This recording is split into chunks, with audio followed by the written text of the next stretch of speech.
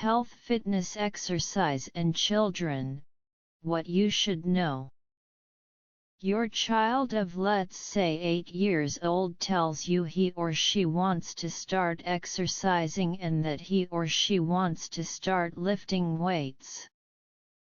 Now you might want to know if this is really a good idea, if it is safe and if it will benefit your child, or if it is not something that is recommended for children to do. The long and short of it is, yes, it is beneficial to your child to partake in a weight training program, but here are some things to keep in mind when getting your child into a weight training program.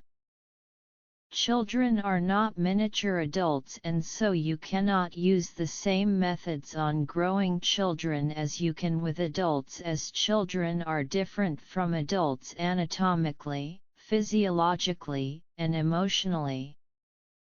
Children have immature skeletons.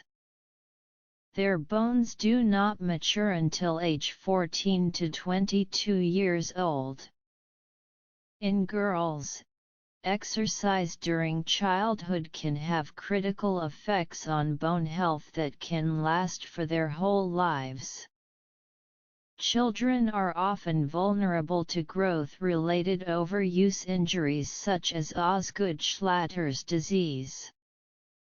Children have immature temperature regulation systems due to having a large surface area compared to their muscle mass, which makes them more susceptible to injury when not properly warmed up.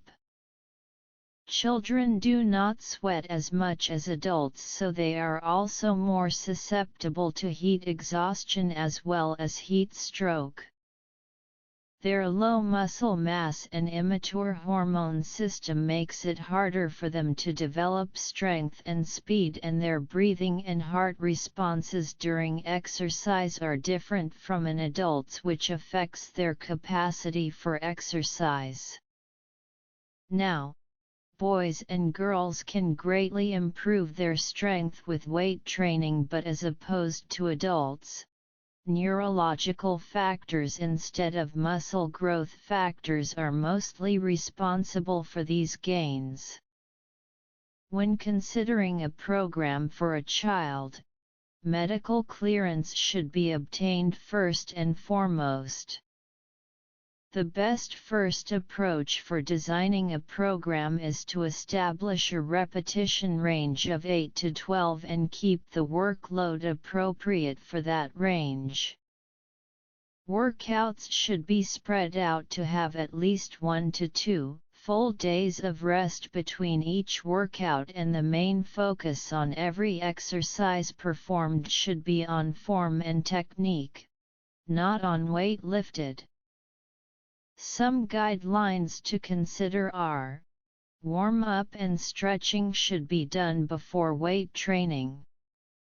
Start with light loads and make appropriate adjustments from there. No more than 3 non-consecutive exercise sessions should be done in a week, and see that they drink plenty of water before, during and after exercise. Always remember that if at any time your child is sick, has an injury of any kind, or seems tired or non-energetic, do not have them exercise until you are sure they are better, or until they have seen a doctor and have clearance from them.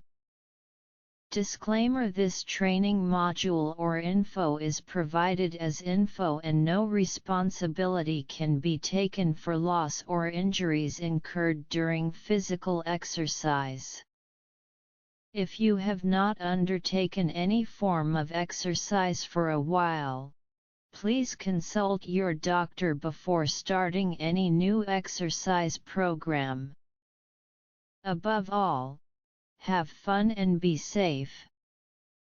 You'll find many more useful information at the Video Man's YouTube Health and Fitness Audio Info channel to enhance your life. Be on the lookout for the Video Man Fitness and Exercises audio information videos coming shortly to you. Thanks from the Video Man.